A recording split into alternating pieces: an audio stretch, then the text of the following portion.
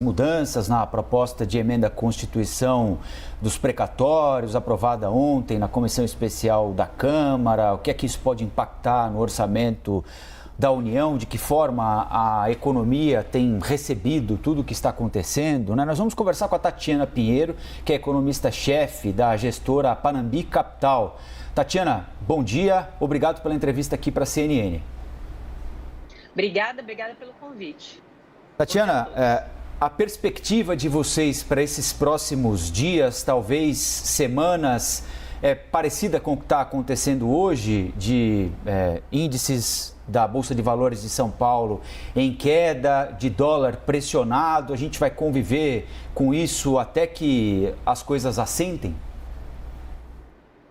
Muito provavelmente, né? O mais provável é isso. A gente vive um momento de incerteza, de mudança de regras, né? Estamos num movimento de mudança de regras, né? Ontem à noite foi aprovada a PEC do precatório, que altera a lei do teto de gastos, mas foi aprovada na comissão especial. Ainda tem um longo caminho pela frente. Ela vai precisar, como ela é uma emenda constitucional, né, ela altera a Constituição, ela precisa, o caminho é ser aprovada em 2 turnos pela Câmara, depois é enviada para o Senado e mais 2 turnos no Senado. Igual as reformas que foram feitas até então. É um caminho longo e enquanto esse debate continuar ocorrendo, a incerteza ela é o que vai vigorar aí nos mercados, né? A exigência de maior prêmio dado à incerteza é um fato, já tem acontecido nos últimos dias e deve continuar até que você tenha mais claro, né, o que é esse novo arcabouço fiscal, né? A gente está num processo de mudança do arcabouço fiscal, isso é inegável. E ainda falta muitos passos ainda para a gente chegar. Olha, então, agora o desenho do arcabouço fiscal, das travas fiscais é esse, né? A gente está num momento de transição, maior incerteza, maior prêmio exigido. Tati, queria te fazer uma pergunta sobre algo que você me disse ontem. Você falou que 2 coisas que me chamaram a atenção. Uma, que nós podemos estar num caminho sem volta em relação a esse aumento de gastos. E outra que você falou que essa mudança nos índices de correção do teto de gastos, essa sincronização que deixa a correção do teto e também a correção das despesas públicas igual, né, esse índice de correção, isso pode trazer um prejuízo também do ponto de vista do nosso orçamento. Queria que você explicasse esses 2 pontos, por favor.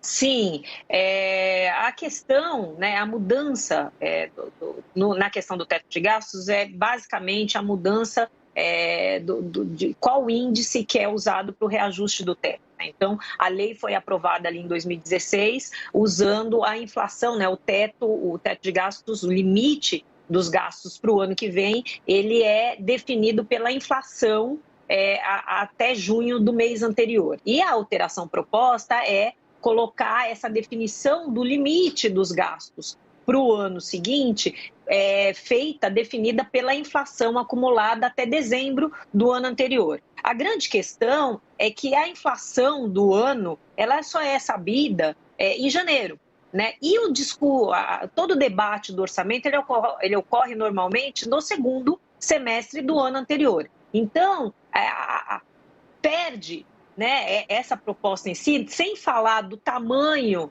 né, da expansão de gastos que ela proporciona para o ano que vem, ela, olhando para frente, perpetuando para frente, ela reinsere a imprevisibilidade no debate do orçamento. Ela reinsere, ela reduz, né, não reinsere, ela reduz a transparência. Porque a proposta em si, né, a lei do teto de gasto, ela veio no sentido de, olha, vamos debater o orçamento no segundo semestre, vamos debater a utilização do dinheiro público, né? Então, a gente define o limite, né, usando a inflação que é sabida em junho, e a gente tem 6 meses para debater aonde a gente vai gastar o dinheiro público, aonde é prioritário gastar o dinheiro público, com bases mais palpáveis, né? Olha, é isso que a gente tem para gastar, é um X, é um determinado valor. Essa alteração proposta aí na PEC do precatório, ela ela volta com o orçamento num debate onde a definição dos valores é muito incerta, porque vão ser definidos com base em projeções, e a gente sabe que projeção tem margem de erro sempre, né? Então, a gente sai, né? O que está sendo proposto é sair de um desenho que tem algumas certezas e voltar para um desenho mais incerto, né? Esse é o grande problema quando a gente fala para frente, né? Essa redução da previsibilidade, a redução da transparência. E no ponto que a gente estava comentando ontem, abre-se um espaço enorme, né, com essa revisão, porque o teto vai ser revisto todo, né, a história inteira. Essa revisão, de acordo com a conta do governo, juntamente com a abertura do não pagamento de parte dos precatórios e essa parte sendo transferida para 2023, ela abre na conta do governo um espaço de 83, quase 84 bilhões de gastos para o ano que vem, né?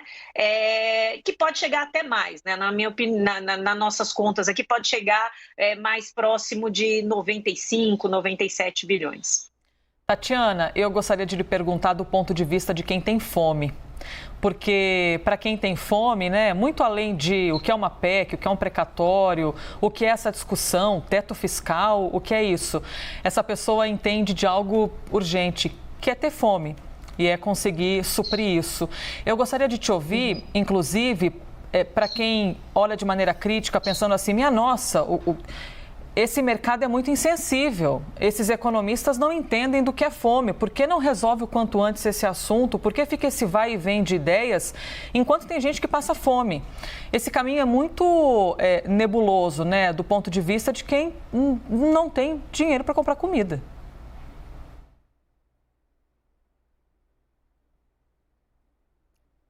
Nós perdemos a conexão com a Tatiana agora, né? Perdemos a imagem da Tatiana. Será que, pelo menos por áudio, Tatiana consegue nos ouvir ou falar? Porque às vezes perde a imagem. Voltamos? Voltamos. Pronto. Tatiana, você conseguiu, por acaso, ouvir toda a minha pergunta? Sim, ouvi e peço perdão aí pela falha da comunicação. Do ponto de vista de quem tem fome, né? E que é urgente e que é menos importante aí o debate fiscal. Aparentemente é menos importante, né? Mas é importante, porque do ponto de que... Qual é a grande discussão hoje, né? É a inflação.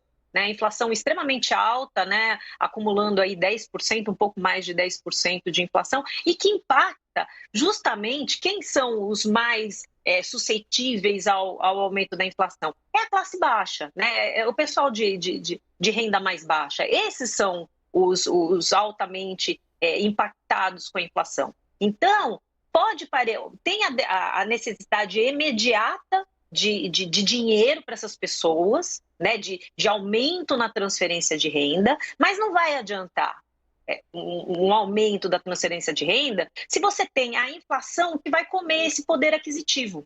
Esse que é o ponto, né?